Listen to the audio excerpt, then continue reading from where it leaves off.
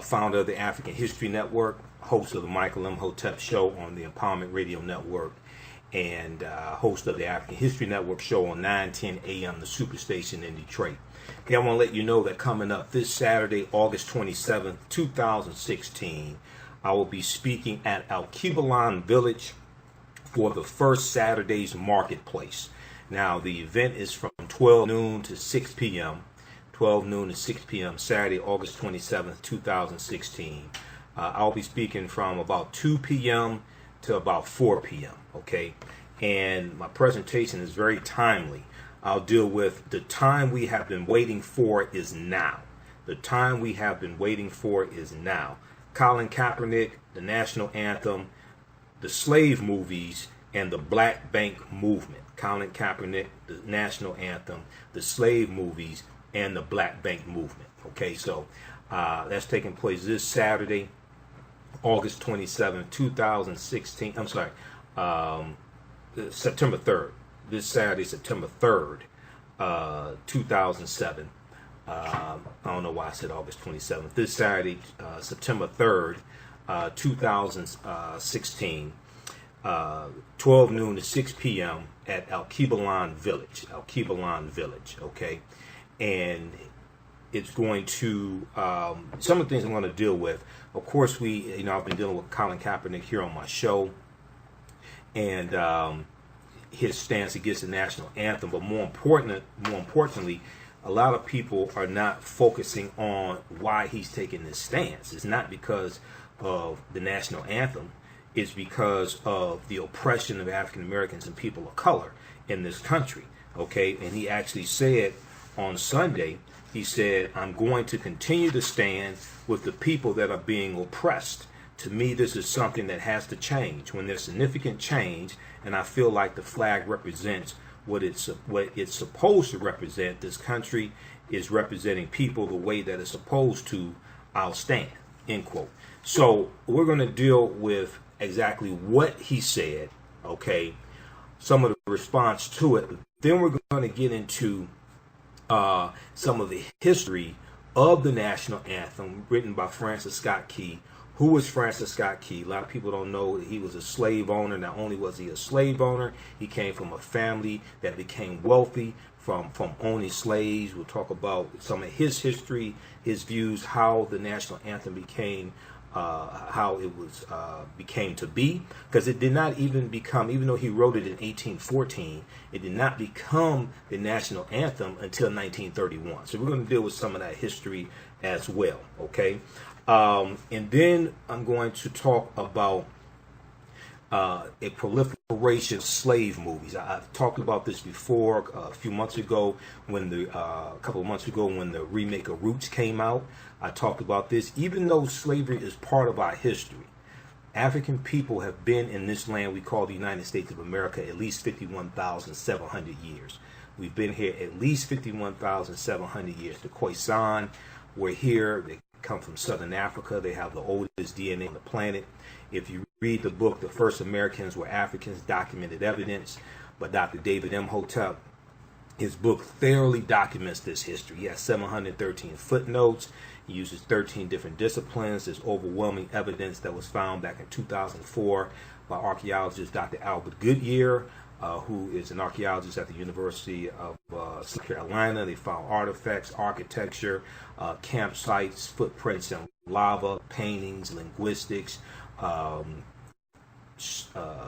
DNA, skeletons, tools, structures, overwhelming evidence of an African presence there. We know we have the Folsom people who Folsom, Arizona is named after, and Folsom Prison are named after.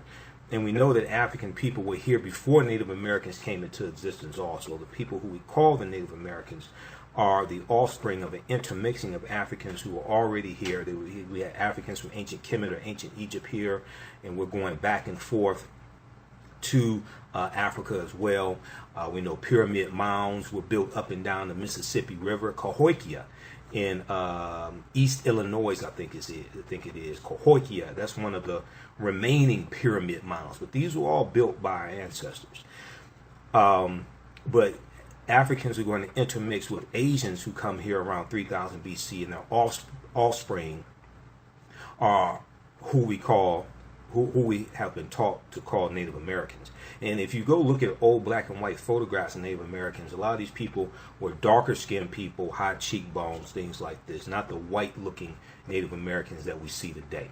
Okay, so what happens is that when we have this proliferation of slave movies, and I'm not against the story of roots. I have a problem with the way that it's told because it negates the fact that African people are indigenous to this land. It negates the fact that we've been here at least 51,700 years. We were here before European explorers. We are the original Native Americans, okay?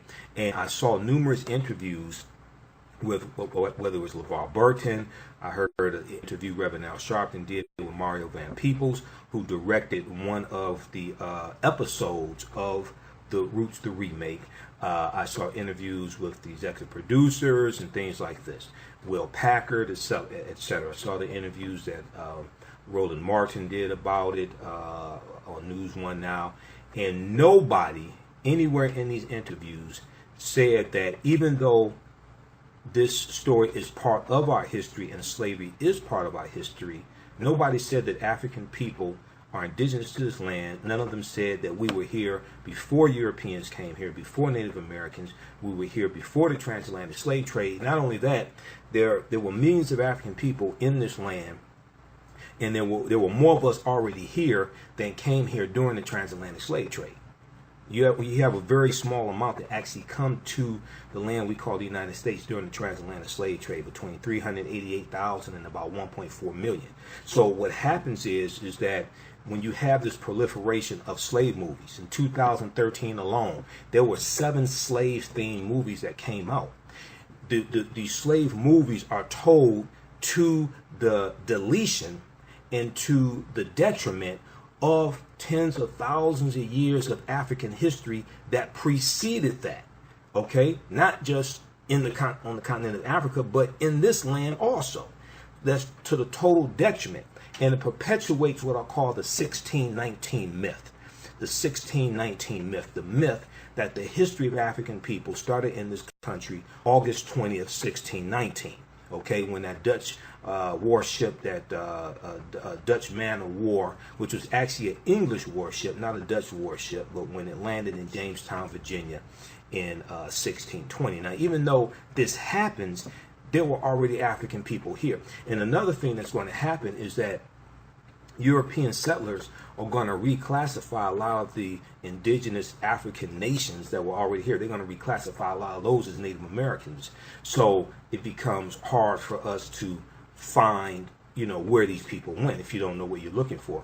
But Captain John Smith of Virginia, Jamestown, Virginia, Captain John Smith said that he was captured by a group of black Indians. And if you read The First Americans Were Africans, Documented Evidence by Dr. David Imhotep, he deals with this in that book. Okay, so that's one of the things I'm going to talk about. Yes, slavery is part of our history, but that's not our only history. And even the history of African people in this country does not start in slavery. And we are psychologically damaging our children. We are psychologically damaging our children when we teach them that their history starts in this country conquered in bondage by the ancestors of the Europeans who are here today. Okay, I was at an elementary school. I was speaking for the African American History Month celebration, and after my presentation was over, I was in the hallway talking to one of the teachers, and there was this long poster on the wall, and it was chronicling milestones in African American history, right? So they start with Columbus discovering America. Well, I'm looking at this and I'm pissed to the heights of passivity, because they show Columbus discovering America, then they show images of African people in bondage, conquered by Europeans. And African American children have to walk up and down the hall every day and see this psychological programming with lie. First of all, Columbus never came to the land we call the United States of America, number one. He's in the Caribbean, he's in Central America, and in South America a little bit. He's in Cuba, Haiti, and Jamaica, and Puerto Rico, things like this. The closest he came to this land that we call the United States of America is Cuba, which is 90 miles away. This is why in my presentations, I show you his 4 voyages and show you where he went so we can deal with facts and evidence. And I'm going to do this on Saturday as well, Saturday, September 3rd. Okay, I'll do this on Saturday also. So, and when we lie to our children and tell them that Columbus discovered America, and they see images of themselves being conquered by Europeans, and they think this is how their history started in this country in bondage, it develops a self-hatred. It develops a self-hatred in our children that grows worse as they grow older. This is why we have to reclaim our history and culture, teach it to our children, and our history and culture gives us our VIPs, our values, our interests, and our principles. Our values, interests, and principles, as 2 of my teachers, Dr. Leonard Jeffries and Professor James Small, talk about, accurately teach us. And they influence your history and culture, influence your economic empowerment, political empowerment. So we can never truly get the economic empowerment together until we reclaim our minds, take our minds back from the oppressor. Okay, because we've been taught to see reality through the eyes of Europeans. Okay, and this is not hating on anybody.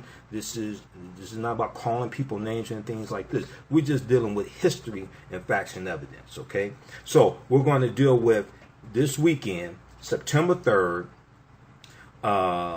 2016. This is part of the First Saturday's Marketplace at Alkebulan Village, 7701 Harper Avenue, Detroit, Michigan. It's from 12 noon to 6 p.m. This is a free event. Come on out, bring the family. There'll be edutainment. I'll be doing a presentation. My presentation is called The Time We Have Been Waiting For Is Now. Colin Kaepernick, the National Anthem, slave movies, and the Black Bank Movement. Okay? Saturday, September 3rd. I'll be speaking from about 2 p.m. to 3 p.m. For more information, you can call 313-578-1300. 313-578-1300. Alkebulan Village is on Harper Avenue, right off of right near Gratiot. Okay, and we're also going to talk about the Black Bank movement that's going on right now. But because of events like the killing of Alton Sterling and Philando Castile, other injustices, many African Americans have been asking, what can we do to fight back? How can we strengthen ourselves? And we know around July 7th or July 8th, I think it was July 7th, 2016, hip-hop artist Killer Mike was on 107.9 in Atlanta with Miss Shanika. And he was interviewed, and he talked about putting our money in African-American owned banks. He's in Atlanta. He talked about putting your money in Citizens Trust Bank. Okay, and how then when you put more money in African-American owned banks, this allows them to loan more money to the community to start businesses, expand businesses, and buy homes. Okay, and so there's a movement taking place right now. Hashtag move your money. Hashtag bank in. We have 22 African-American owned banks right now in the U.S. When you add in credit unions, you got about 38 or so. And there's a movement taking place. These banks are taught, every banks from like One United Bank and Manufacturers and Farmers Bank, Citizens Trust Bank in Atlanta. They said in 5 days they had 8,000 new accounts that were open. You have banks in Chicago. They've seen hundreds of accounts open in 1 month. Mechanics and Farmers Bank in 5 days. They saw hundreds of new accounts open that totaled $1.25 million in new deposits. Okay, so we're going to talk about that movement that's going on right now and the importance of supporting African American owned banks. We used to do it a lot more. Okay, at one point we had around the 1880s, we had about 130 African American owned banks. Today, 14% of the population, 22 banks. Asian Americans, who are only 4% of the U.S. population, have more than 3 times as many banks as we do. And if you go and look at people's communities and you look at the banks that they own, the communities that are usually cleaner, have more development, have wealthier people living there, they probably have a higher proliferation of banks that they own. okay, in those communities as well. So these are the four main things we're going to be dealing with this Saturday. So I encourage you to come on out, tell your friends about it, share this Facebook broadcast with them. Be sure to listen to the Michael Imhotep Show every Monday through Friday, 4 p.m. to 6 p.m. Eastern Standard Time on the Empowerment Radio Network. We broadcast right here on our Facebook fan page, The African History Network, The African History Network. We have 900,000 followers on our Facebook page. We reached 900,000 yesterday. Thanks to everybody who follows us. Tell your friends about this page. All of our shows are podcasted at our website, AfricanHistoryNetwork.com. You can download the podcast. They're also on iTunes. The African History Network show is our page on iTunes as well. But if you go to AfricanHistoryNetwork.com, we have all that information there. Also, okay, now Saturday there'll be vendors there. We'll have a vendor. I forgot to tell you all, I'm so busy preparing for my presentation.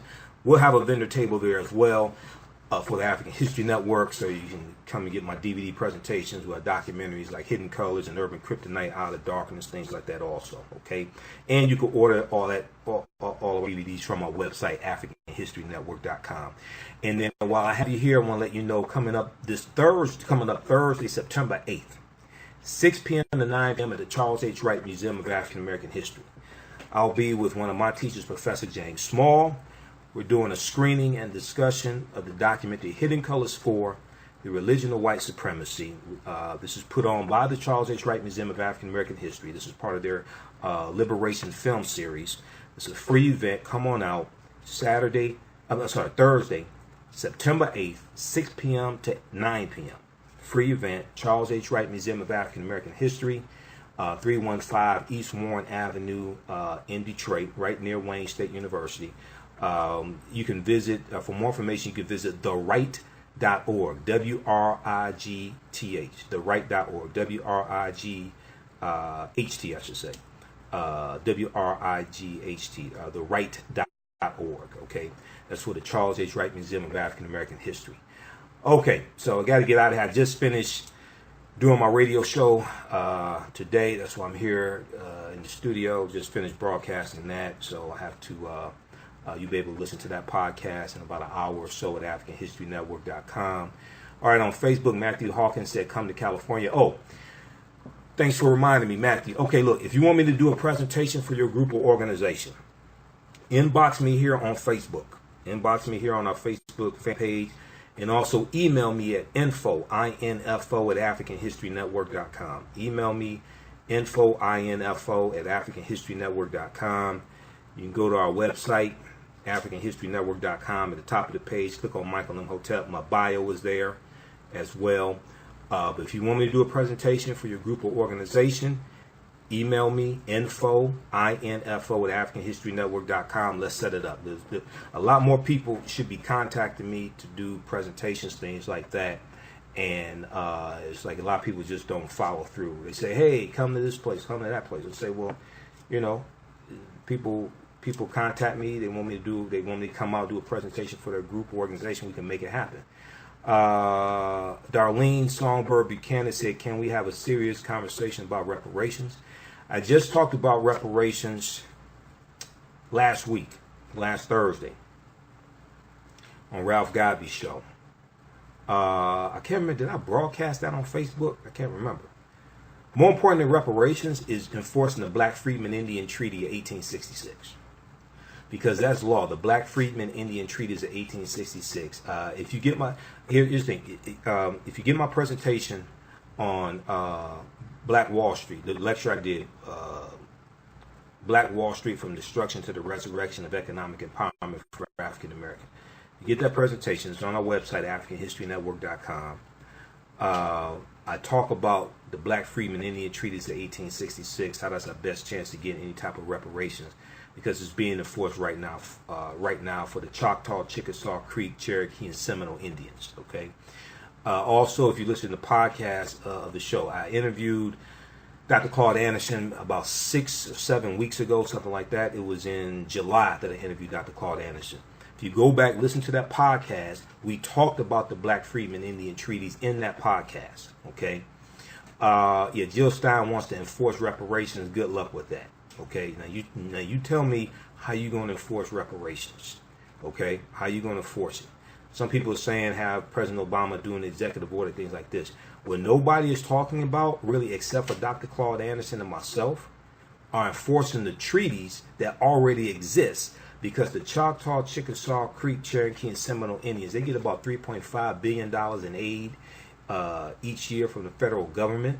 They get free casino licenses, free radio station licenses, free TV station licenses, free taxes, free college tuition. Many of our ancestors were in those treaties and got pushed out of them in 1941 when the U.S. government conspired with these 5 civilized tribes of Native Americans, so-called 5 civilized tribes of Native Americans, to redefine what a Native American is.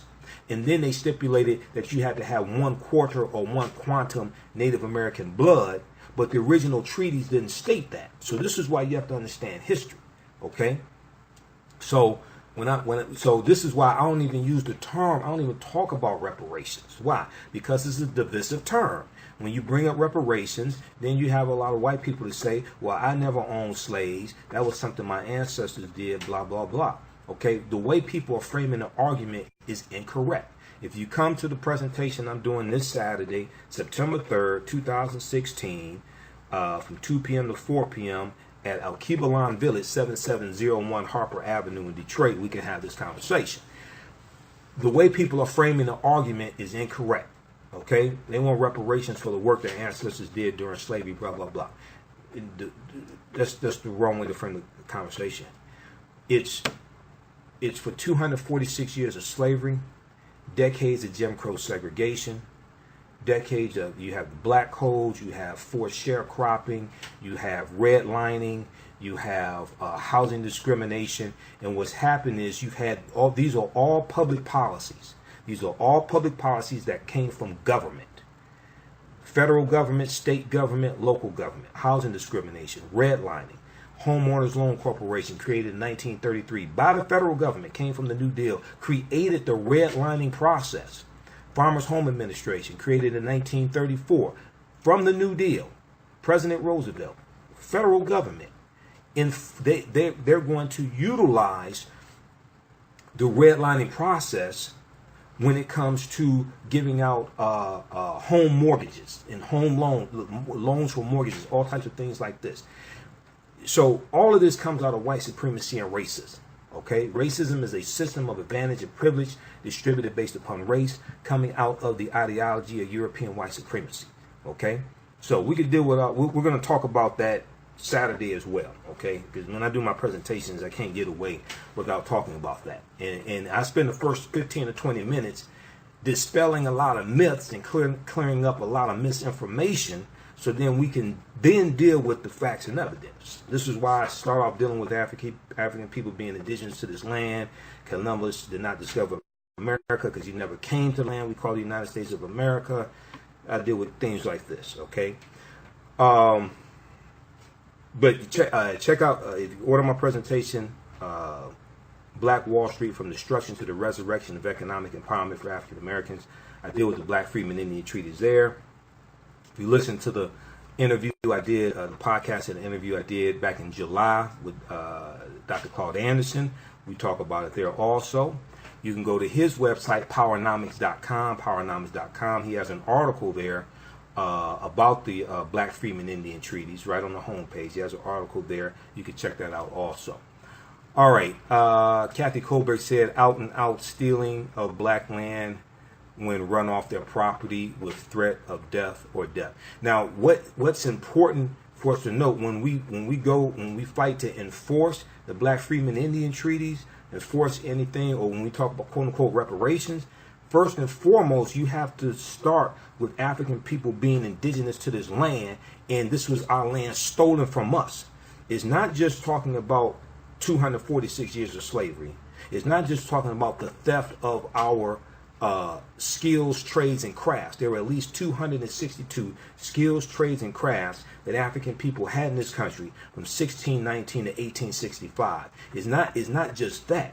We have to start with the premise, the factual historical premise that this was our land stolen from us by Europeans. And we were enslaved on this land, stripped of our nationality, stripped of our history and culture and language and spiritual systems and things like this. Okay?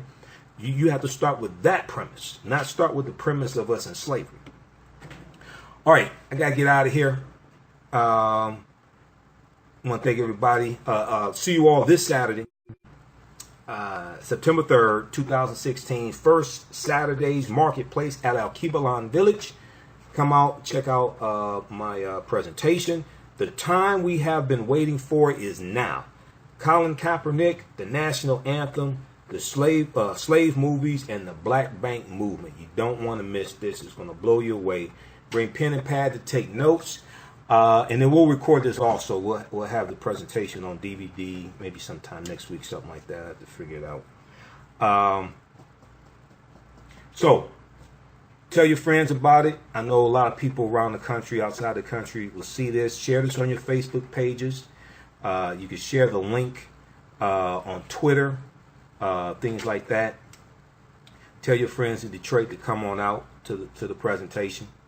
Saturday's a free event. Bring the family as well. And remember, what you do for yourself, what you do to yourself, and what you allow other people to do to you is based upon what you think about yourself. It's not over till we win. Right knowledge corrects wrong behavior. We'll talk to you next time. Peace.